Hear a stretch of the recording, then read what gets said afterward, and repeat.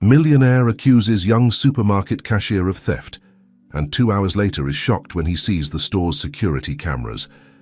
The sun rose over the city, bathing the skyscrapers and bustling avenues in golden light. On the top floor of one of those buildings, Richard Thompson gazed at the panorama from his office, his gaze lost on the horizon. At 55 years old, he was the very image of success.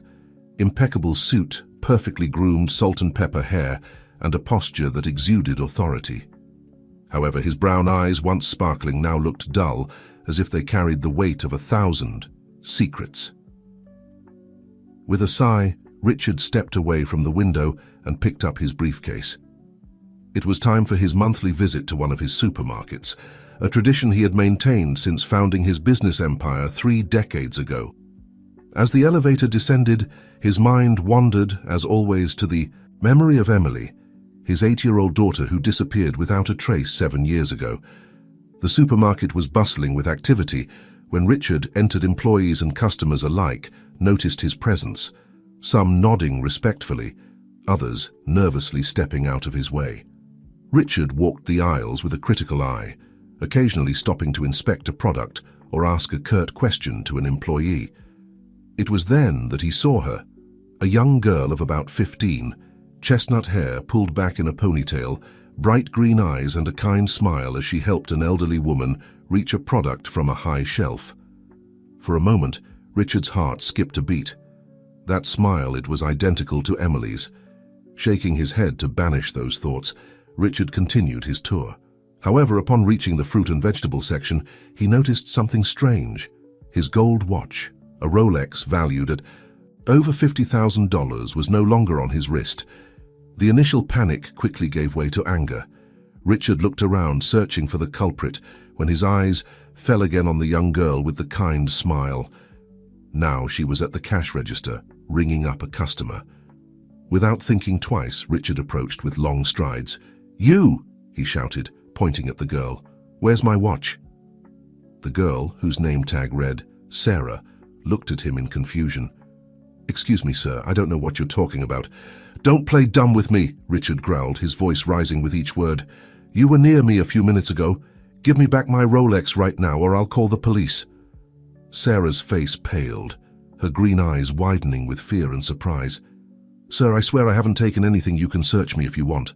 "But I—" "Silence!" Richard roared, drawing the attention of everyone in the supermarket.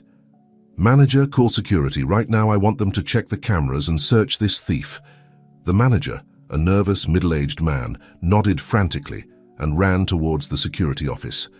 Sarah, meanwhile, remained in her place, trembling slightly but with her head held high. Her eyes never leaving Richard's. "Mr. Thompson," she said with a shaky but firm voice, "I assure you, you're making a mistake. I wouldn't steal anything, least of all from you. Please, there must be another explanation." Richard looked at her with disdain. "The only explanation is that you're a thief. You probably saw an opportunity and took it. How much do you think you could get for that watch on the black market? A year's worth of your miserable salary." Richard's words were like daggers, and Sarah felt tears threatening to spill. However, she stood her ground. "Sir, I understand you're upset, but please don't insult me. I'm an honest person and I work hard. I don't need to steal anything." At that moment, the manager came running back, sweat beading on his forehead. "Mr. Thompson, we've reviewed the camera footage from the last 30 minutes. Richard turned to him, a triumphant smile forming on his lips. "Well, where's my watch?" The manager swallowed hard, clearly uncomfortable. "Sir, your watch. It fell off your wrist when you were inspecting products in aisle 3. It's under the canned goods shelf."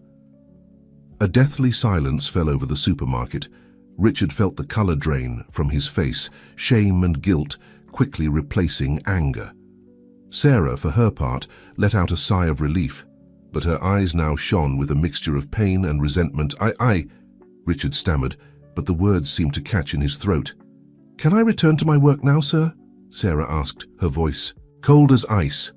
Richard nodded mechanically, unable to meet her eyes. As the manager ran to retrieve the watch, Richard noticed something he had overlooked in his fit of anger, a small pendant hanging from Sarah's neck, a pendant he would recognize anywhere in the world. The same pendant he had given Emily the day before her disappearance. The world seemed to stop for Richard. The voices around him became a distant murmur, and all he could see was that small piece of metal shining against Sarah's skin. "That pendant," he muttered, extending a trembling hand towards it. Sarah instinctively took a step back, her hand clutching the pendant protectively. "What about it?" Richard looked at her, really looked at her for the first time. Those green eyes, that nose shape, those lips. How had he not seen it before? Where did you get it?" he asked, his voice barely a whisper. Sarah frowned, clearly confused by Richard's sudden change in behavior. "I've always had it. It's the only thing I have from my real family. I grew up in an orphanage, and this is all I have left of my past." The words hit Richard like a punch to the stomach. His mind worked at full speed, connecting dots, remembering dates. Sarah was the age Emily would be now. The pendant, the resemblance. "Sarah," he said, his voice breaking slightly, "I need you to listen to me carefully. That pendant, I gave it to my daughter many years ago. She disappeared when she was 8 years old, and never—" The words died in his throat as he saw the look of shock on Sarah's face. The young girl took another step back, her hand still clutching the pendant as if it were a lifeline. "No," she said, shaking her head. "No, this can't be you. You just accused me of theft. You can't just come now and say that I could be—" "Please," Richard pleaded, extending a hand towards her. "I know I just made a terrible mistake, but this is bigger than that. If there's any chance that you're Emily, my daughter, we need to know." Sarah looked at him, her eyes filled with confusion, fear, and a hint of something else. "Hope. I don't know what to say. This is too much." At that moment, the manager returned with the watch, breaking the tension of the moment. "Mr. Thompson, here's your watch. It's in perfect condition." Richard took the watch mechanically, without taking his eyes off Sarah. "Thank you," he muttered. Then, addressing Sarah, he said, "I know this is sudden and that I have no right to ask you anything after how I've treated you, but please, could we talk? There's so much I need to know, so much to explain." Sarah looked around. Noticing that all eyes were on them, customers and employees alike watched the scene with a mixture of curiosity and amazement. "Not here," she finally said. "My shift ends in an hour. If you really want to talk, we can meet at the coffee shop on the corner." Richard nodded, grateful for the opportunity. "I'll be there," he promised. As Sarah returned to her post at the cash register, visibly shaken, Richard headed for the supermarket exit. His mind was a whirlwind of emotions: guilt for having unjustly accused Sarah, hope at the possibility of having found his lost daughter, and fear that it was all a cruel coincidence. As he stepped out onto the street, the afternoon sun momentarily blinded him. Richard blinked, adjusting to the light, and for an instant, he thought he saw Emily's silhouette, his little 8-year-old, running towards him with open arms, but when he focused his gaze, the image vanished, leaving only the bustle of the city. With a shaky sigh, Richard headed towards the coffee shop. The next hour would be the longest of his life, but it could also be the beginning of something he had thought lost forever. Hope. The coffee shop on the corner was a cozy place, with the aroma of freshly brewed coffee permeating the air and the soft murmur of conversations filling the space. Richard Thompson, seated at a table away from the entrance, absent-mindedly stirred his coffee without taking a sip. His eyes never left the door, anxiously awaiting Sarah's arrival. The minutes passed like hours, and with each passing second, Richard's mind filled with more doubts and questions. What if Sarah decided not to come? What if it was all a cruel coincidence? How could he explain his behavior at the supermarket? Just as the clock marked an hour since their encounter at the supermarket, the coffee shop door opened. Sarah entered, her gaze scanning the place until it rested on Richard for a moment. She seemed to hesitate, but then she straightened her shoulders and walked towards him. "Mr. Thompson," she said, her voice tense but polite. Richard quickly stood up, almost spilling his coffee. "Sarah, thank you for coming. Please, sit down." The young girl took a seat across from him, her hands clasped on the table, the pendant shining softly under the coffee shop light. "First of all," Richard began, "I want to sincerely apologize for my behavior at the supermarket. It was inexcusable, and I understand if you can't forgive me." Sarah looked at him silently for a moment before responding, "I appreciate your apology, Mr. Thompson, but you'll understand that an apology doesn't erase what happened. You accused me of being a thief in front of all my co-workers and customers, that's not something easily forgotten." Richard nodded, shame evident on his face. "I know, and I don't expect you to forget.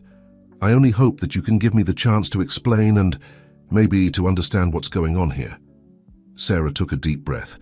"All right, let's talk about this pendant and why you think I could be your daughter." Richard pulled a worn photograph from his pocket and placed it on the table.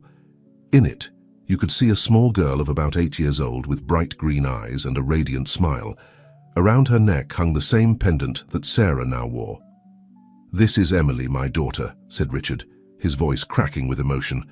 "She disappeared 7 years ago, right after her 8th birthday. I had given her that pendant the day before. It's a unique piece, designed specifically for her." Sarah took the photograph with trembling hands, her eyes moving from the image to Richard and back. I don't remember anything before. The orphanage.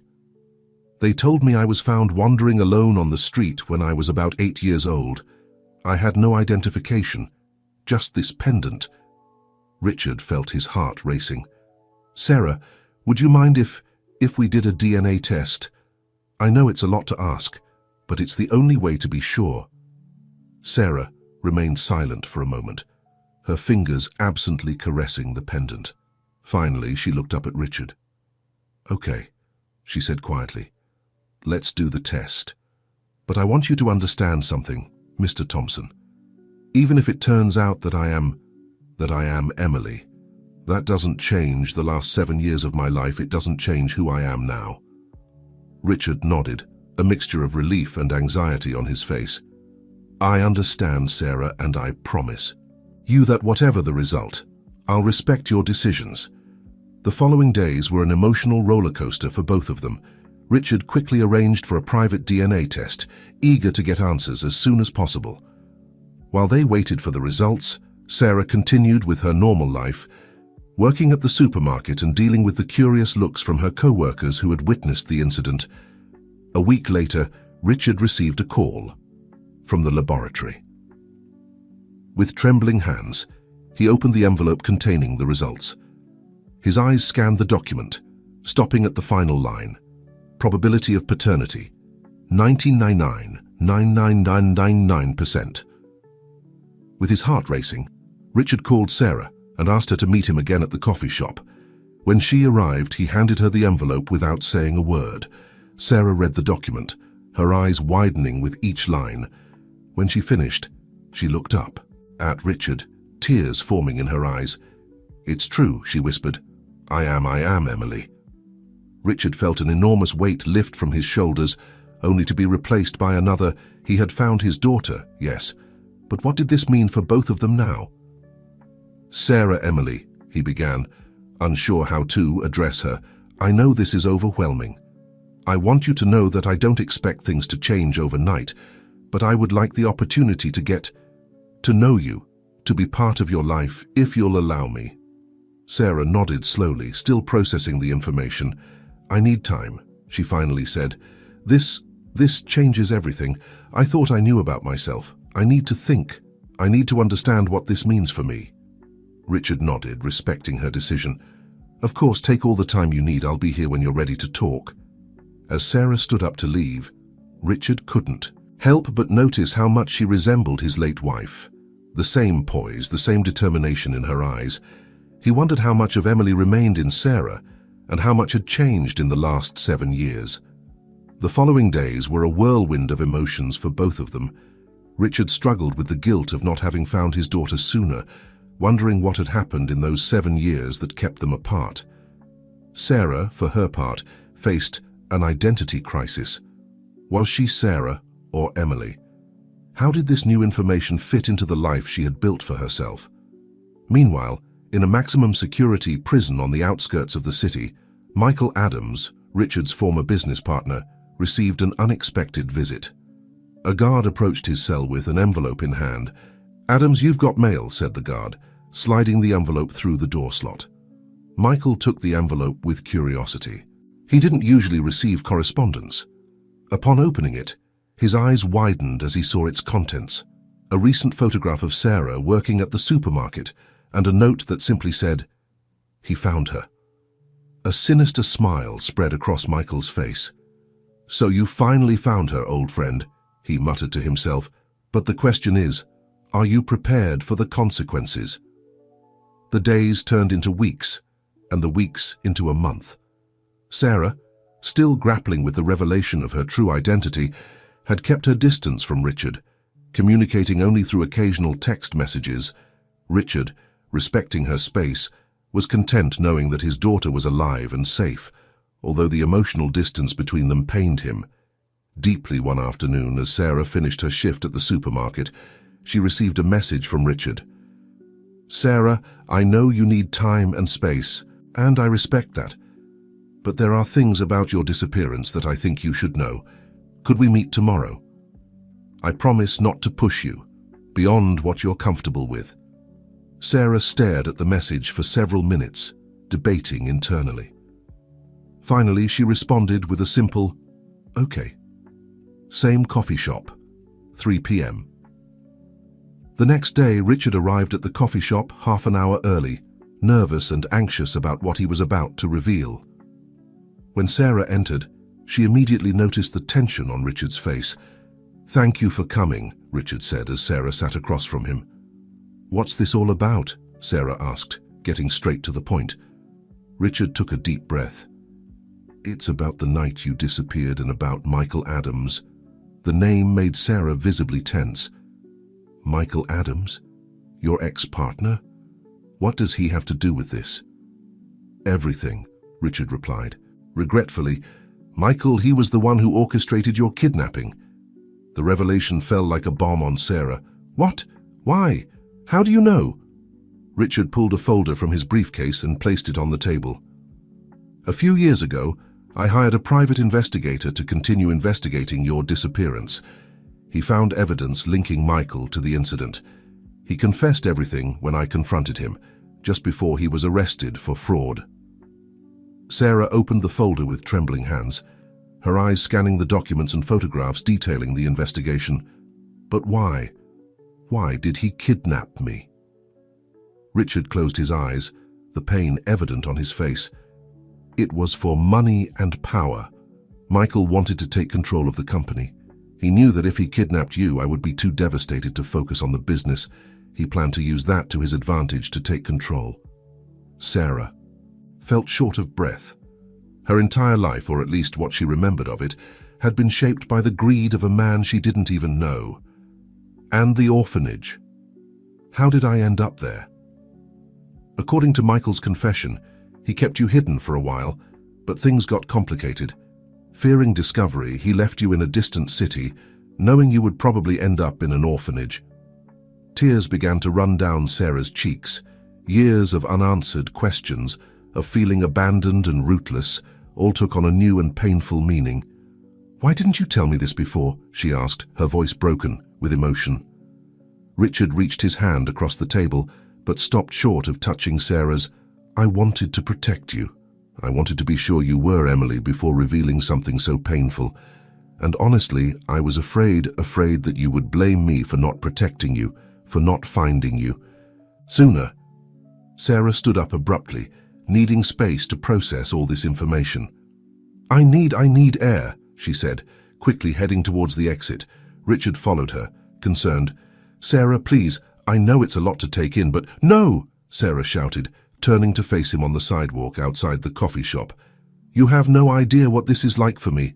My whole life, my whole identity has been a lie, and you knew and didn't.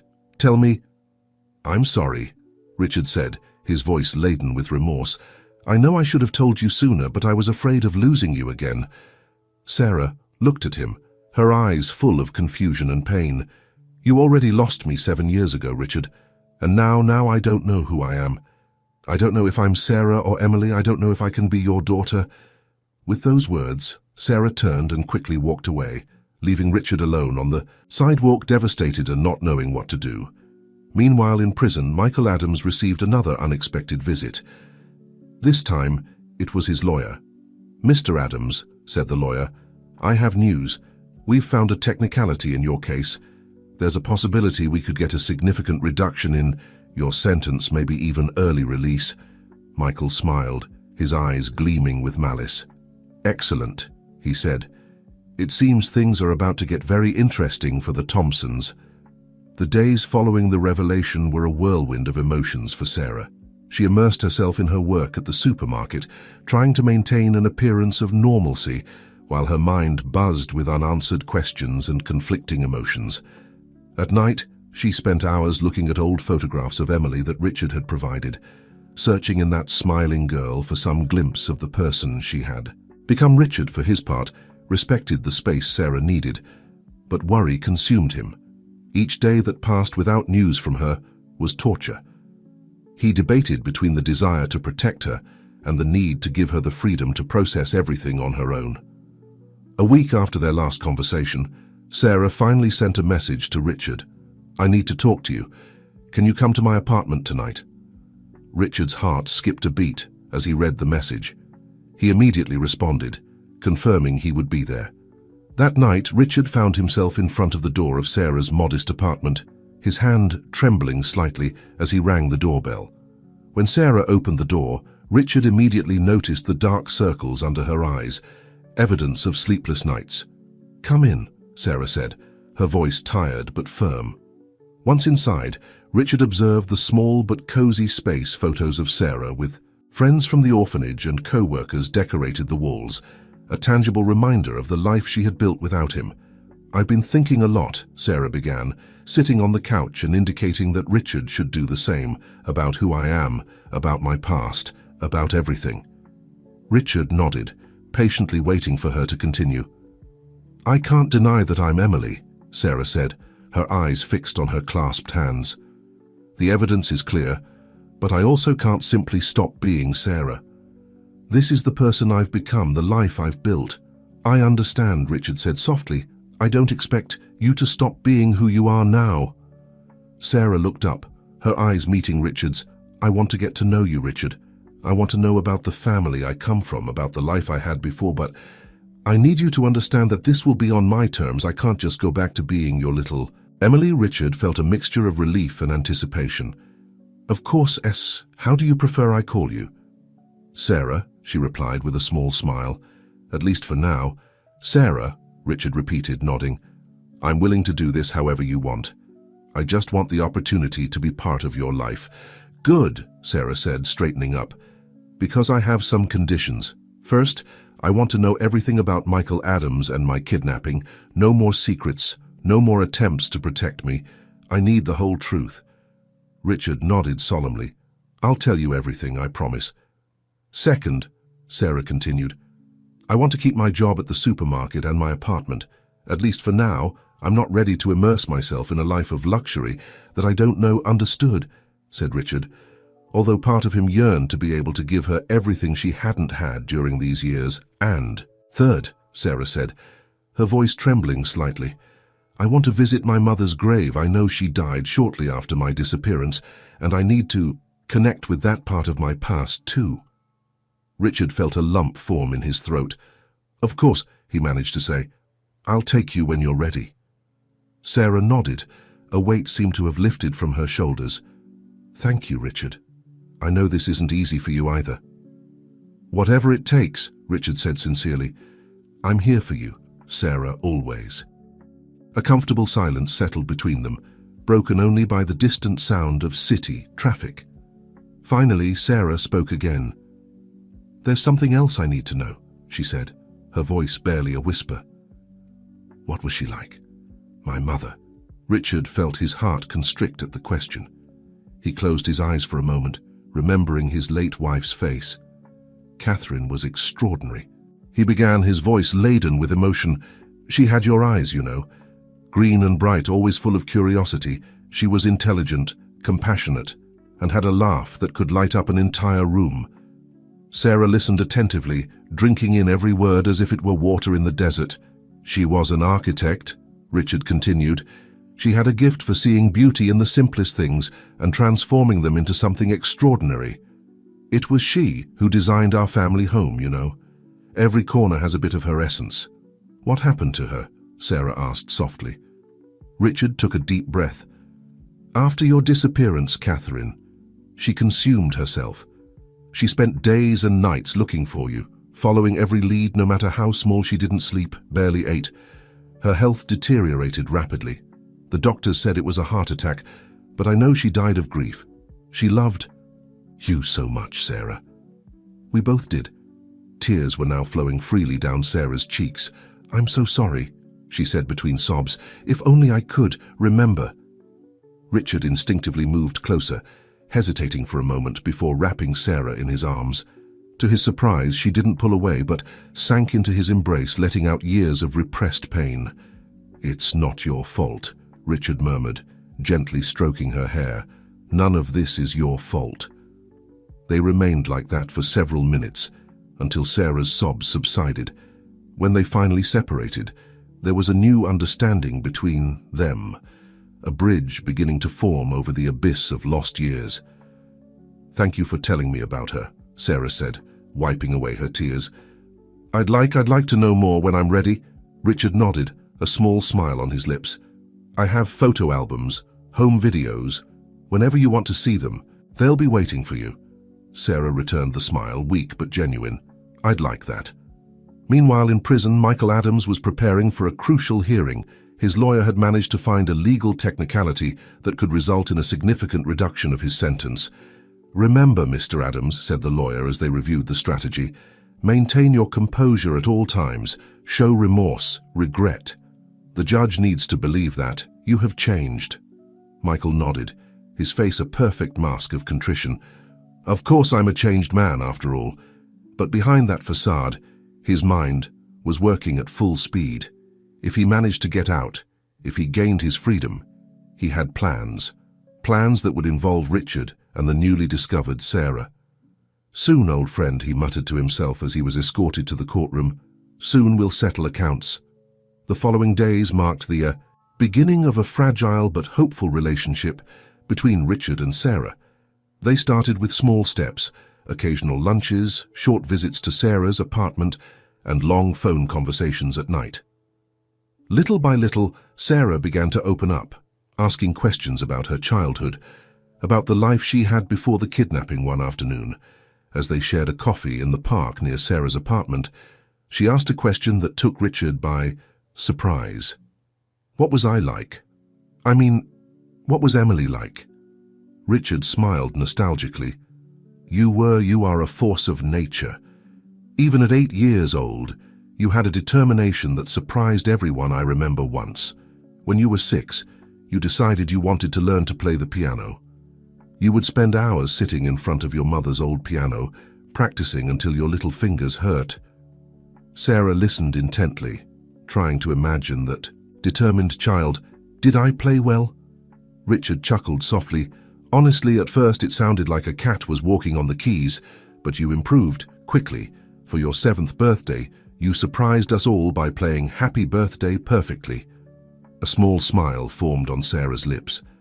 I wish I could remember that. Maybe. Richard hesitated for a moment. Maybe you could try playing again. Your mother's piano is still at home. It could be a way to reconnect with that part of you. Sarah considered the offer for a moment. Perhaps, but I'm not sure I'm ready to visit the family home yet. Richard nodded, understanding. When you're ready, there's no rush. As they talked, neither of them noticed the figure watching them from a distance, hidden behind a newspaper. On a nearby bench, Michael Adams, recently released thanks to the legal technicality and his lawyer's skill, couldn't believe his luck. There they were, Richard and the girl he had kidnapped so many years ago, completely unaware of his presence. How touching, he muttered to himself with a sarcastic smile. The family happily reunited. His mind worked at full speed, planning his next move. The early release had given him an opportunity he wasn't going to waste. Richard Thompson had taken everything from him, his freedom, his reputation, his fortune. Now it was time to return the blow, and what better way to do it than through the newly recovered daughter. Meanwhile, Sarah and Richard continued their conversation, oblivious to the danger looming over them. "There's something I've wanted to ask you," Sarah said, her voice turning serious. "About the orphanage where I grew up." Richard visibly tensed. "What do you want to know?" "When you told me about Michael and the kidnapping, you mentioned that he left me in a distant city, but the orphanage where I grew up is here in this same city. How is that possible?" Richard paled. This was a part of the story he had hoped not to have to tell so soon. "Sarah, there's something you need to know about the orphanage, something I discovered during the investigation." Sarah looked at him expectantly, a feeling of unease growing inside her. "The orphanage where you grew up was founded by a charitable organization linked to Michael Adams' companies." The revelation fell like a bomb on Sarah. "What? Are you saying that the man who kidnapped me was also behind the place where I grew up?" Richard nodded gravely. "We didn't know until years later Michael had established a network of orphanages as part of an elaborate philanthropic facade. It was his way of laundering money, and at the same time, maintaining a respectable public image." Sarah stood up abruptly, anger and confusion evident on her face. "So everything was a lie? My whole childhood was part of his plan?" "No, Sarah, it's not like that," Richard said, trying to calm her. "The caregivers, the other children, your experiences there, all of that was real. Michael only provided the funding. He didn't control the day-to-day operations of the orphanage." But Sarah barely heard him. Her mind was a whirlwind of emotions and questions. How much of her life had been manipulated by this man she didn't even know? Was there anything in her past that was genuinely hers? "I need to be alone," she finally said, picking up her purse. "I need to process all of this." "Sarah, please," Richard tried, but she was already quickly walking away. From his hiding place, Michael observed the scene with interest. Sarah's evident distress and Richard's frustration were exactly what he had hoped to see. "Seems things aren't going so well in paradise," he muttered to himself. "Perhaps it's the perfect time for a little family reunion." As Sarah walked away, fighting back tears, and Richard stood behind, helpless and worried, Michael began to plot his next move. The game had barely begun, and he had all the pieces right where he wanted them. The following days were a whirlwind of emotions for Sarah. Every aspect of her life, every memory, now seemed tainted by Michael Adams' shadow. She immersed herself in her work at the supermarket, seeking comfort in routine and familiarity. But even there, intrusive thoughts haunted her. One afternoon, while organizing products on the shelves, she felt a presence behind her. Turning around, she found herself face to face with a middle-aged man, graying, hair and piercing eyes that looked at her with an unsettling intensity. "Excuse me," the man said with a smile that didn't reach his eyes. "Could you help me find something?" There was something in his voice, in the way he looked at her, that made Sarah instinctively tense. "Of course, sir, what are you looking for?" "Oh, many things," the man responded enigmatically, "but for now, I'll settle for knowing where the canned goods are." Sarah pointed towards the corresponding aisle, eager to get away from this strange customer. But before she could move, the man spoke again. "You know, you remind me a lot of someone I knew a long time ago. A little girl with the same green eyes as you. Curious, isn't it?" Sarah's heart skipped a beat. "It couldn't be, who are you?" she asked, her voice barely a whisper. The man smiled again, this time with a malicious glint in his eyes. "I think you already know Emily, or do you prefer Sarah now?" Sarah felt short of breath. In front of her was Michael Adams, the man who had destroyed her life, the architect of her suffering. "What do you want?" she managed to ask, her voice trembling slightly. "Just to chat," Michael responded with feigned innocence. "So many years have passed and there's so much to talk about. How about we meet after your shift? I promise it will be enlightening." Before Sarah could respond, Michael walked away, disappearing among the supermarket aisles. Sarah stood there, paralyzed, her mind a whirlwind of fear, anger, and confusion. Meanwhile, in his office, Richard struggled with his own demons. The distance Sarah had put between them, since the revelation about the orphanage was consuming him, He wanted to respect her space, but the fear of losing her again tormented him. Determined to do something, he picked up his phone and dialed Sarah's number. After several rings, the call went to voicemail. "Sarah," he said after the beep, "I know, you need time and I respect that, but I want you to know that I'm here for you, no matter what. If you need to talk, if you need anything, just call me. I love you, daughter." He hung up the phone, feeling helpless. How could he protect his daughter from a past she didn't even fully remember? Back at the supermarket, Sarah finished her shift, her mind still reeling from the encounter with Michael. Part of her wanted to call Richard, tell him everything, seek his protection. But another part, the part that still struggled with the idea of being Emily, the lost daughter of a millionaire, wanted to face this alone. As she left the supermarket, she saw Michael waiting in a car parked across the street. With her heart pounding, Sarah made a decision. She crossed the street and approached the car. "Talk," she said, her voice firmer than she felt. "What is it that you want?" Michael smiled, opening the passenger door. "Get in. We have a lot to talk about, and believe me, you'll want to hear what I have to say." Sarah hesitated for a moment. Every fiber of her being screamed at her to walk away, to call Richard, to seek help. But the need for answers, to finally understand her past, was stronger. With one last glance around, Sarah got into the car. "Good decision," said Michael, starting the engine. "It's time you knew the truth, the whole truth about who you really are and why your life has been the way it has been." As the car drove away, Sarah couldn't help but feel she was crossing a point of no return. Michael's car moved away from the supermarket, taking her towards an uncertain and potentially dangerous destination. The silence in the car was palpable. As Michael drove through the city streets, Sarah kept her eyes fixed on the road, her mind racing with 1,000 questions and fears. "Where are we going?" she finally asked, breaking the tense silence. Michael smiled without taking his eyes off the road, "To a place where we can talk without interruptions, a place that, I think, you'll find quite familiar." After about 30 minutes of driving, the car stopped in front of an old but well-maintained building. Sarah felt her heart stop for a moment as she recognized it.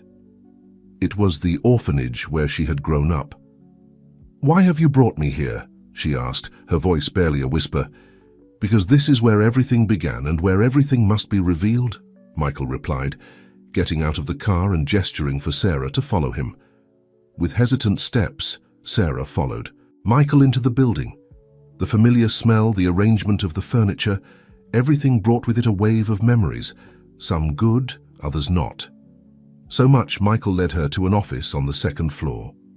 Once inside, he closed the door and sat behind the desk, indicating Sarah to take a seat in front of him. "Well, Emily or Sarah, as you prefer," Michael began, his eyes fixed on her. "I suppose you have many questions." Sarah nodded, her mouth dry with nervousness. "Why?" she managed to ask. "Why did you do all this? Why did you ruin my life?" Michael let out a bitter laugh. "Ruin your life? My dear, I saved you." "What?" Sarah looked at him in disbelief. "You kidnapped me. You took me away from my family. I took you away from a man who was willing to sacrifice his own daughter for power and money," Michael interrupted, his voice laden with an emotion Sarah couldn't identify. "What are you talking about?" Sarah asked, confused and scared. Michael leaned forward, his eyes never leaving Sarah's.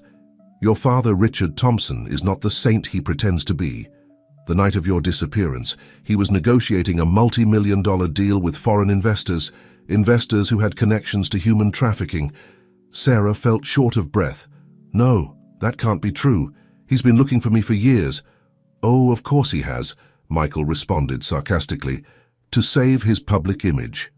But the truth is that night Richard was willing to hand you over as part of the deal. I found out and couldn't allow it, so I got you out of there and brought you here, where you would be safe." Sarah's mind was a whirlwind. Could it be true? Was the man who had been trying to reconnect with her, the father who seemed to love her so much, capable of such a thing? "I don't believe you," she finally said, although her voice betrayed her doubt. Michael smiled sadly. I knew you'd say that. That's why I've kept this all these years." He pulled a folder from a desk drawer and slid it towards Sarah. "Here are the documents of the deal, the communications between Richard and the investors. It's all there." With trembling hands, Sarah opened the folder. The documents seemed authentic, official, letterhead, signatures, dates that coincided with the night of her disappearance. As she read, she felt her world crumbling. "But why did you leave me at the orphanage? Why didn't you tell me the truth before?" she asked, tears beginning to form in her eyes. "To protect you," Michael replied. "If I had kept you with me, Richard would have eventually found you. Here at the orphanage, you were safe and could have a normal life. And now that you're an adult, now that you can understand and defend yourself, I thought it was time for you to know the truth." Sarah stood up abruptly, needing space to process all of this. She walked to the window, looking out at the orphanage courtyard where she had spent so many hours playing, not knowing that her entire life was an elaborate lie. "What am I supposed to do now with this information?" she asked, her voice broken by emotion. Michael stood up and approached her, placing a hand on her shoulder in a gesture that was meant to be comforting. "That's up to you, Sarah. You can confront Richard, demand the truth from him, or you can walk away from him forever, protect yourself from his influence. I'll be here to support you, whatever your decision." Sarah turned to look at him, her eyes full of tears and confusion. "Why should I trust you? You've lied to me all these years too." "Because unlike Richard, I have nothing to gain from this," Michael replied. "My life is already ruined. I just want you to know the truth and be safe." At that moment, Sarah's phone began to ring. On the screen, Richard's name was flashing insistently. "It's him," Sarah said, showing the screen to Michael. "The decision is yours," Michael said, taking a step back. "You can answer and continue living in the lie, or you can turn off the phone and start living your life on your own terms." Sarah looked at the phone, then at Michael and back at the phone. Her finger hovered over the answer button, trembling slightly. At that moment, her entire life, past and future, seemed to depend on this simple decision. Would she answer? Would she confront Richard with this new information? Or would she turn off the phone and walk away from everything and everyone she had come to know in recent weeks? The answer to these questions would change the course of her life forever. The sound of the phone resonated in the office, each ring seeming to last an eternity. Sarah stared fixedly at the screen, Richard's name flashing insistently. Her mind was a whirlwind of conflicting emotions, trust and betrayal, love and hate, hope and despair. Finally, with a quick motion, Sarah rejected the call and turned off the phone. Michael smiled subtly. "You've made a wise decision, Sarah. Now we can talk without interruptions." But Sarah wasn't listening. Her mind was elsewhere, recalling every interaction she had had with Richard since their reunion. Were there signs of deception in his eyes, guilt in his voice, or had it all been a masterful performance? "I need time," she finally said, her voice barely a whisper. "I need to think, to process all of this." Michael nodded, understandingly. "Of course, take all the time you need. But remember, Sarah, now that you know the truth, you can't go back to ignorance. Every moment you spend with Richard will be a moment when you'll be in danger." Sarah shuddered at his words. "What do you suggest I do?" "Disappear," Michael replied without hesitation. "Start a new life, far from here, far from Richard, and everything he represents. I can help you do it, give you the resources you need to start over." The offer was tempting. An opportunity to escape all the pain, the confusion, the lies, but something inside Sarah resisted. "I can't just leave," she said, shaking her head. "I have friends, a job, a life here."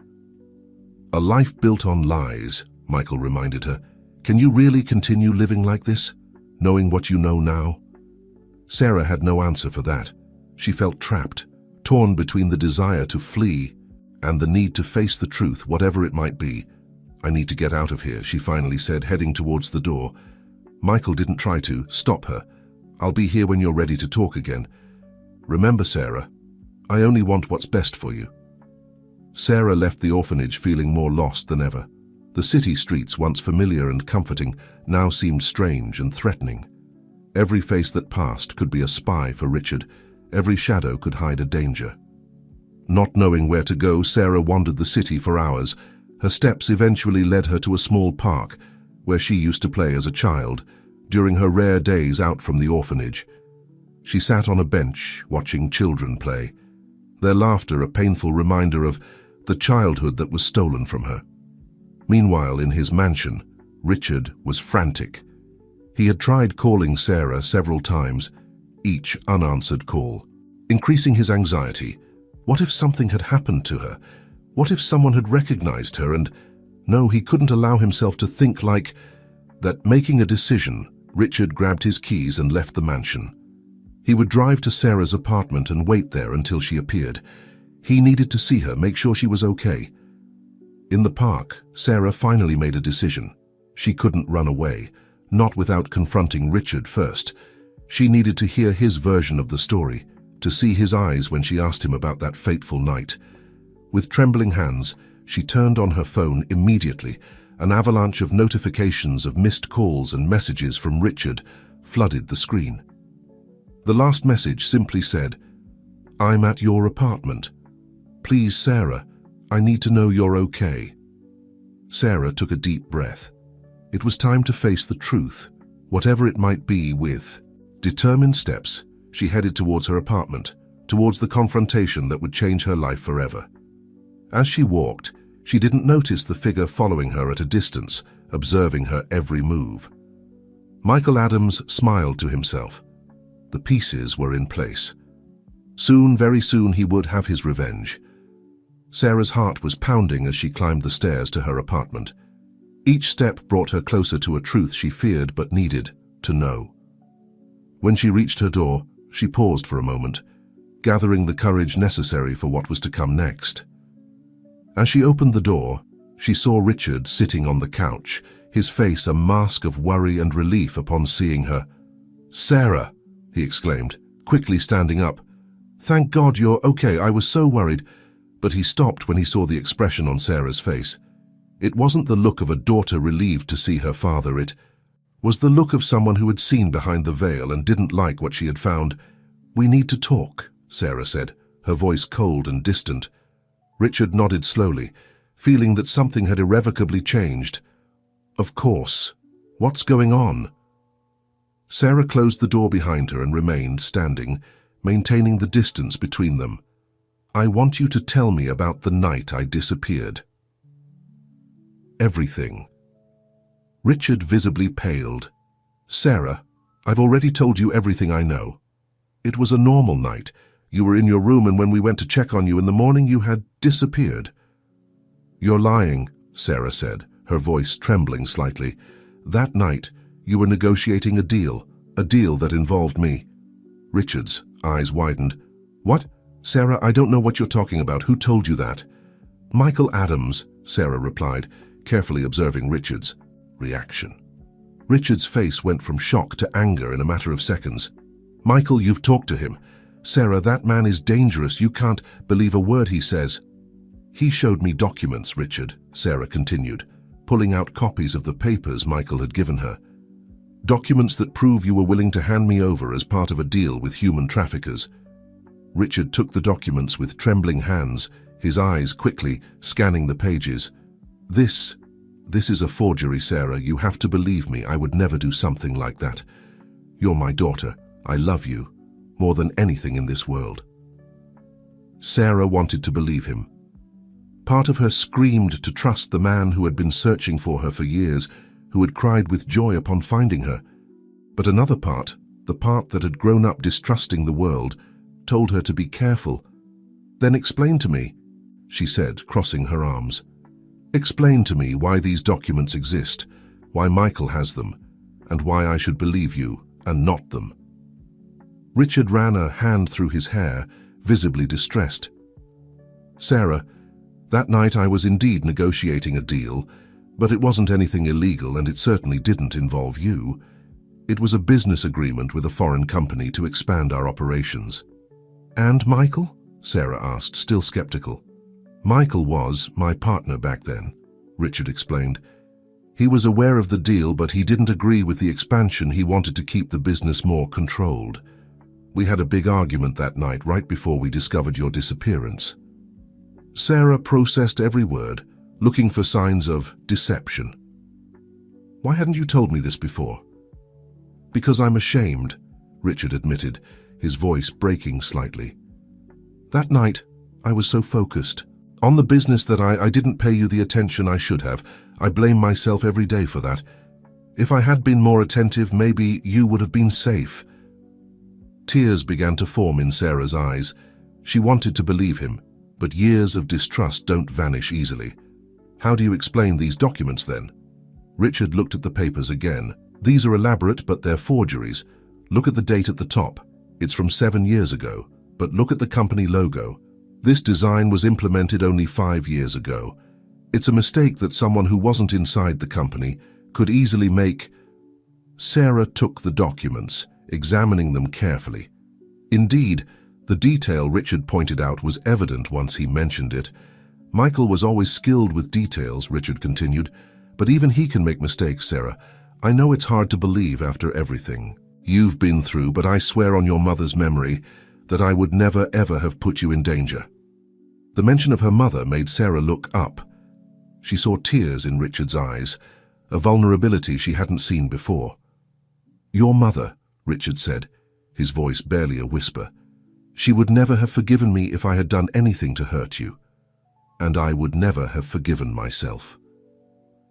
At that moment, something changed in the atmosphere of the room. The barrier of distrust that Sarah had erected began to crack. I want to believe you, she finally said, her voice broken with emotion. But I'm afraid of trusting and getting hurt again. Richard took a step towards her, extending his hand, but not touching her, respecting her. Space. I know and I understand. I'm not asking you to trust me completely right away. I'm just asking for the chance to show you day by day that you are the most important thing in my life. Sarah looked at Richard's extended hand, hesitating for a moment. Then, slowly, she took it. Okay, she said, tears now flowing freely down her cheeks. But I need you to be completely honest with me from now on. No secrets, no half-truths. Richard nodded, gently squeezing Sarah's hand. I promise you, total transparency. Just when it seemed that father and daughter had taken a step towards reconciliation, Sarah's phone vibrated. It was a message from an unknown number. The truth always comes to light. Don't trust sweet words. I have more evidence. Meet me in the park at midnight if you want to really know who Richard Thompson is. Sarah looked at the message, her heart racing again. When she looked up, she saw Richard looking at her with concern. Everything okay? He asked. Sarah hesitated for a moment. Should she tell him? About the message? About Michael? Part of her wanted to trust Richard fully, but another part still harbored doubts. Yes, she finally replied, putting the phone away. Everything's fine. But while Richard smiled, relieved, Sarah couldn't shake the feeling that tonight at midnight she would have to make a decision that would change the course of her life forever. The hours that followed the confrontation were tense but hopeful. Richard and Sarah talked at length, sharing stories from the past and expectations for the future.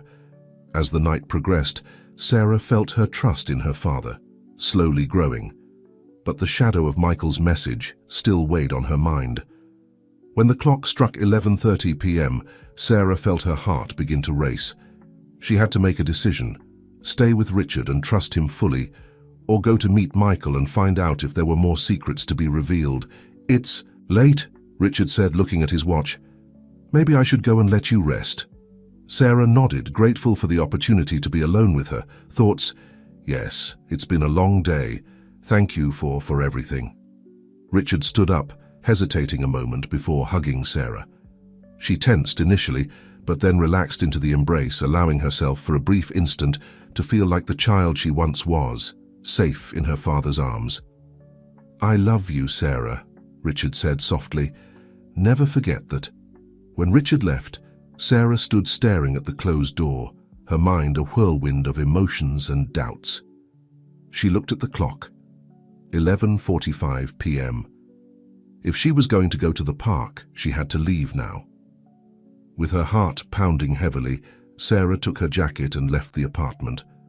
The streets were almost deserted at this hour, and every shadow seemed to hide a potential danger. When she arrived at the park, it was just minutes to midnight. The park was shrouded in darkness, illuminated only by a few scattered street lamps. Sarah advanced cautiously, her eyes scanning every corner for Michael. "I'm glad you came," said a voice behind her. Making her startle, Sarah turned to find herself face to face with Michael Adams. "What else do you have to tell me?" she asked, trying to maintain her composure. Michael smiled, a gesture that didn't reach his eyes. "It's not what I have to tell you, but what I have to show you."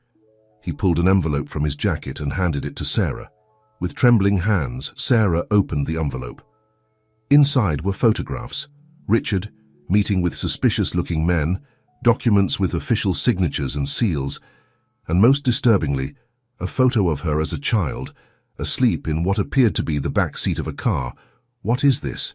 she asked, her voice barely a whisper. "The truth that Richard doesn't want you to know," Michael replied. "That night he handed you over to those men. I managed to intercept them and rescue you before it was too late." Sarah felt short of breath. The photos seemed authentic, but how could she be sure? "Why should I believe you?" "Because unlike Richard, I have nothing to gain from this," Michael said. "My life is already ruined. I just want you to know the truth and be safe." At that moment, the sound of approaching footsteps interrupted the conversation. Sarah turned to see Richard emerging from the shadows, his face a mixture of concern and determination. "Get away from her, Michael," Richard said, his voice laden with barely contained anger. Michael smiled, apparently unsurprised by Richard's appearance. "Ah, the man of the moment, have you come to silence me, old friend?" Sarah stepped back, caught between the two men. How did you know I was here?" she asked Richard. "I followed you," Richard admitted.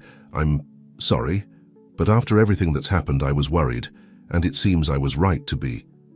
"You see, Sarah," Michael interjected, "always controlling, always manipulating. Is this what you want in your life?"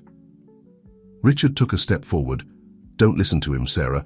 Michael has always been a master of manipulation. Those photos, those documents, it's all fake." "Fake?" Michael laughed. "Why don't you tell her the truth, Richard? Why don't you tell her what really happened that night?" Sarah looked from one man to the other, her mind a whirlwind of confusion and doubt. Who should she believe? Who was telling the truth? "Enough," she finally said, her voice trembling but firm. "I want the truth, the whole truth, now." Silence fell over the park, interrupted only by the distant sound of night traffic. Richard and Michael looked at each other, years of history and secrets weighing between them. "Very well," Richard finally said, his voice tired but determined. "It's time you knew everything, but not here. Let's go home, Sarah. I'll tell you everything that happened that night and why Michael is so determined to destroy us." Michael stepped forward, his hand moving towards his pocket. "You're not going anywhere until—" But his words were interrupted by the sound of approaching sirens. Police lights suddenly illuminated the park. "What have you done?" Michael growled at Richard. Richard simply shook his head. "It wasn't me, but it seems your past has finally caught up with you, Michael." As police cars pulled up nearby and officers began to approach, Sarah found herself in the middle of a scene that seemed straight out of a movie. Her past, present, and future seemed to converge at this crucial moment.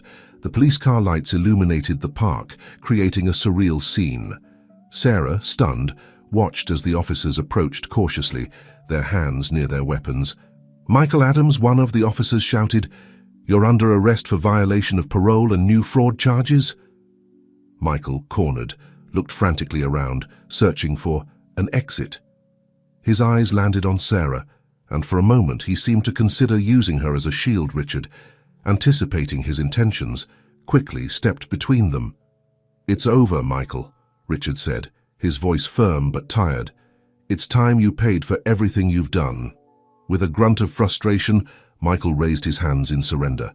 As the officers handcuffed him, he shouted towards Sarah, "Don't trust him. Everything I've told you is true." Sarah, overwhelmed by the events, staggered slightly. Richard gently held her by the arm, his touch bringing her back to reality. "Are you okay?" he asked, his voice full of concern. Sarah nodded weakly, unable to form words. She watched in silence as the police took Michael away, the sirens gradually fading until the park was quiet again. "Sarah," Richard said softly, "I know you have many questions, and I promise I'll answer all of them, but not here. Let's go home where we can talk calmly." After a moment of hesitation, Sarah nodded. "Okay." The car ride to the Thompson mansion was silent, each lost in their own thoughts. When they arrived, Richard guided Sarah to his study, a cozy room full of books and family mementos. "Please sit down," Richard said, indicating a comfortable armchair. He remained standing, nervously pacing in front of the unlit fireplace. "Before we start, I want you to know that everything I'm going to tell you is the absolute truth. No more secrets, no more half-truths." Sarah settled into the armchair, preparing herself for what was to come. "I'm listening." Richard took a deep breath. "The night you disappeared, I was indeed negotiating an important deal. But it wasn't what Michael made you believe. We were closing an agreement to expand the company internationally. Michael was my partner at the time, and he had other plans." "What kind of plans?" Sarah asked, intrigued. Michael wanted to use the expansion as a cover for illegal activities, drug trafficking, money laundering things I flatly refused to participate in. We had a strong argument that night. He threatened to expose me, to ruin me if I didn't cooperate. Richard paused, his face a mask of pain and regret. "I was so absorbed in that fight, so worried about the future of the company, that I didn't realize you had snuck out of your room." Sarah frowned, trying to remember. "I snuck out? Why would I do that?" "Because you heard us arguing," Richard replied, his voice breaking slightly. "The nanny told us later that she had seen you go out to the garden, apparently scared by the shouting. When we realized, it was already too late." Tears began to form in Sarah's eyes. Fragments of memories, blurry and distant, began to surface in her mind. I remember being afraid." And then darkness. Richard knelt in front of her, taking her hands in his. "Michael took advantage of the confusion. He kidnapped you, Sarah, not to save you as he made you believe, but to blackmail me. He wanted me to accept his terms, to get involved in his dirty business in exchange for your safety. But the photos he showed me," Sarah began, "manipulated." Richard interrupted. "Michael was always skilled with technology. He created those images to support his version of the story." Sarah processed every word, every revelation. Her world, already shaky, seemed to crumble and rebuild with each new piece of information. "Why didn't you find me sooner?" she asked, her voice barely a whisper. Richard lowered his gaze, the guilt evident on his face. "I tried, Sarah. I hired the best investigators, offered rewards, moved heaven and earth to find you. But Michael was cunning. He kept you hidden, moving, you from one place to another. And when I was finally close to finding you, he left you at that orphanage, erasing all traces." "And why now? Why did Michael decide to reveal all this now?" "Revenge," Richard replied simply. "When I discovered his illegal activities and reported him, Michael lost everything: his freedom, his fortune, his reputation. He swore he would get revenge, that he would take away what I loved most. And when he got out of prison and discovered that I had found you, he decided to use the truth as a weapon," Sarah completed. Finally understanding, Richard nodded. "By manipulating the facts, distorting the truth, he hoped to drive you away from me forever. It was his final revenge." A heavy silence fell over the room. Sarah stared fixedly at the fire Richard had lit in the fireplace, her mind processing everything she had learned.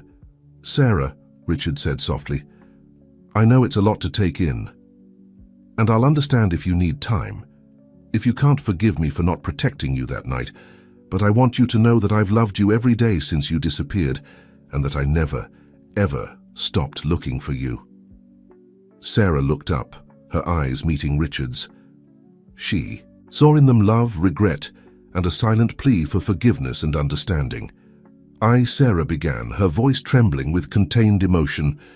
I need time to process all this, but I think that, for the first time in a long time, I can see a way forward, a path where maybe with time and effort we can be a family again. Richard felt a weight lift from his shoulders. It wasn't complete forgiveness, it wasn't an instant reconciliation, but it was hope. And for now, that was more than enough. Thank you, he said simply, gently squeezing Sarah's hands.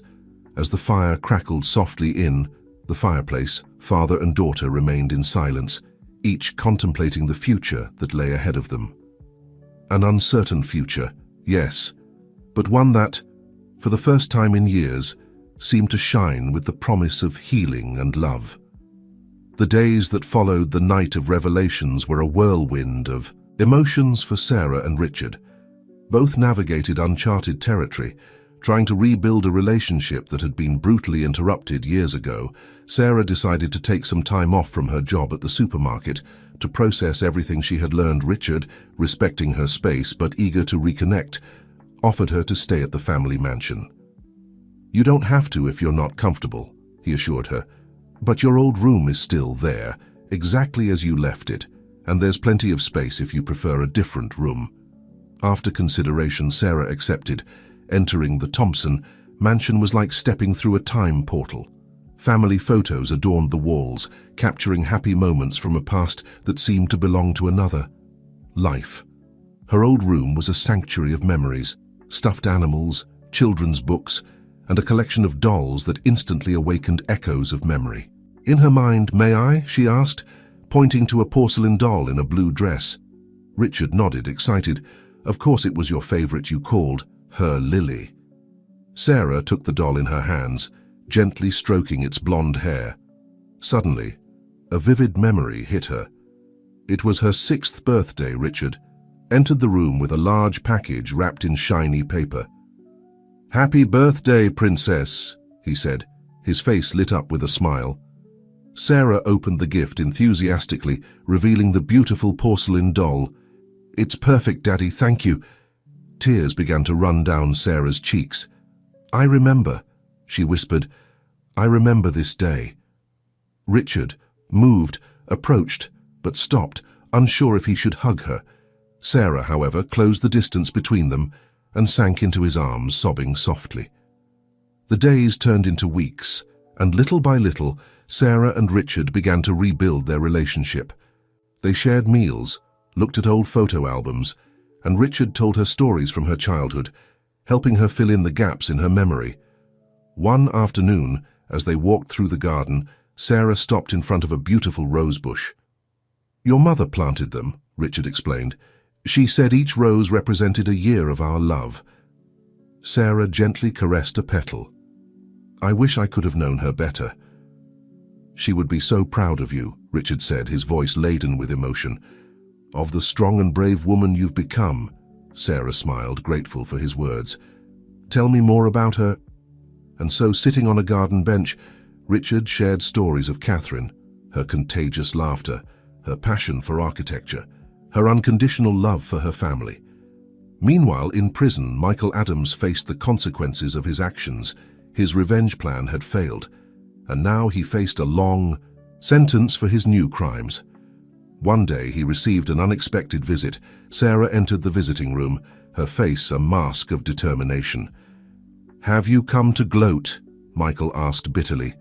Sarah shook her head. "I've come to tell you that I forgive you." Michael looked at her, surprised. "What? I'm not doing it for you," Sarah continued. "I'm doing it for me, because carrying this hatred and resentment only hurts me. So I forgive you, and with this, I close this chapter of my life." Without waiting for a response, Sarah stood up and left, leaving a stunned Michael and, for the first time in years, genuinely remorseful. Back at the Thompson mansion, Sarah found Richard in his study, reviewing some documents. "How did it go?" he asked. Concerned, Sarah smiled, feeling as if a weight had been lifted from her shoulders.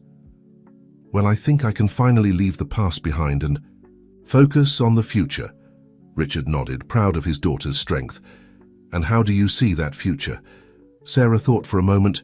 "Different, exciting, I want to learn more about the family business, maybe even study business administration, and I'd like us to work on it together."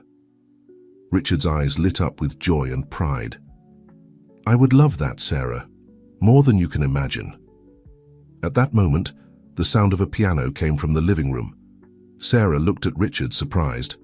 "Who's playing?" Richard smiled mysteriously. "Why don't you go see?" Intrigued, Sarah headed to the living room. There, sitting at the old piano, was her former nanny, Rose, playing a familiar melody. "Rose!" Sarah exclaimed, running to hug her. The elderly woman smiled, tears of joy in her eyes. "My dear child, how you've grown." "Do you remember her?" Richard asked, who had followed Sarah. Nodded emotional fragments, but her voice, her face, I'd recognize them anywhere. "Rose has been with us since you were born," Richard explained. "I thought it would be good for you two to reunite." As Rose began to play another melody, Sarah sat down beside her on the piano bench. Her fingers, guided by a muscle memory she thought lost, began to move over the keys, joining the melody. Richard watched the scene, his heart overflowing with love and gratitude. After years of darkness and separation, light had finally returned to the Thompson house. As the music filled the house, Sarah felt the last pieces of her identity falling into place. She was no longer just Sarah, the orphan from the supermarket, nor Emily, the lost little girl. She was both and something more. A strong, resilient woman, forged by the trials of the past, but with her eyes set on the future. Weeks turned into months, and life in the Thompson mansion found a new rhythm. Sarah, determined to understand the family business, began accompanying Richard to the office. Her fresh perspective and her experience working at the supermarket brought innovative ideas that revitalized the company. One afternoon, while reviewing some reports in the study, Richard noticed Sarah distracted, looking out the window with a thoughtful expression. "What's wrong, honey?" he asked. Concerned, Sarah turned to him, a mixture of excitement and nervousness on her face. "I've been thinking, do you think we could use the company's resources to help other children like me? Children who have lost their families or who need a home?" Richard felt his heart swell with pride. "I think that's a wonderful idea. In fact, what would you say if we created a foundation? We could call it the Emily Foundation, in honor of the girl you were and all the children who need help." Sarah's eyes lit up with enthusiasm. "Yes, we could provide education, medical care, even help with adoption processes. And maybe we could start by renovating the orphanage where I grew up." "That sounds perfect," Richard nodded. "And I think your mother would be immensely proud of you for this." Sarah smiled, a mixture of joy and nostalgia in her expression. "I wish she were here to see it." "She is here," Richard said softly, placing a hand over Sarah's heart. "In every decision you make, in every act of kindness, I see so much of her in you." Moved, Sarah hugged her father, allowing herself to fully feel the love and connection that had been denied to her for so long. The following months were a whirlwind of activity. The Emily Foundation became a reality, and soon began to make a real difference in the lives of needy children. Sarah immersed herself in the work, finding a purpose and passion she had never experienced before. A year after their reunion, Richard and Sarah visited the orphanage where she had grown up, but this time it wasn't a melancholic visit to the past, but a glimpse into the future. The building, once deteriorated, now shone with a new coat of paint. The courtyards, previously neglected, were full of playground equipment and children's laughter. As they toured the renovated facilities, Sarah noticed a small girl sitting alone in a corner of the yard, hugging a worn teddy bear. Something in the girl's lost gaze touched a sensitive fiber in Sarah. She approached and knelt beside the little one. "Hello," she said softly. "What's your name?" The girl looked at her with big brown eyes. "Lucy," she responded timidly. "That's a beautiful name, Lucy." Sarah smiled. "You know, I used to live here too when I was little." Lucy's eyes widened in surprise. "Really? And did you find a family?" Sarah nodded, looking at Richard, who was watching the scene with emotion. "Yes, I found it. And I know you'll find yours too." As Sarah talked with Lucy, Richard felt a wave of love and pride so intense it almost overwhelmed him. Seeing his daughter, who had suffered so much, extend her hand to help others was more than he had ever dreamed of. That night, back at the mansion, Sarah found Richard in the garden contemplating the stars. "Dad," she said, the words still new but increasingly natural on her lips. Richard turned, smiling. "Yes, honey. I've been thinking about Lucy and all the children at the orphanage. I was wondering if maybe we could consider adoption." Richard looked at her, surprised but moved. "Are you sure? It's a big responsibility." Sarah nodded, determined. "I know, but after everything we've been through, after everything I've learned about love and family, I feel it's the right thing to do. I want to give a child the home that I lost and regained."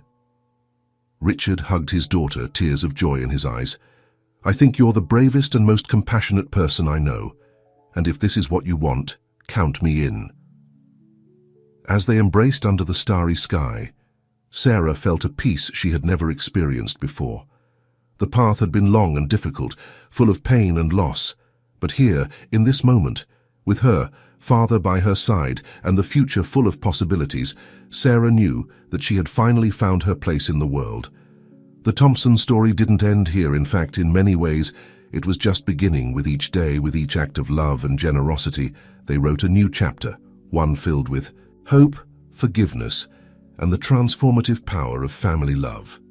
And so, as night enveloped the Thompson mansion, father and daughter remained in the garden, contemplating the stars and dreaming of the bright future that awaited them.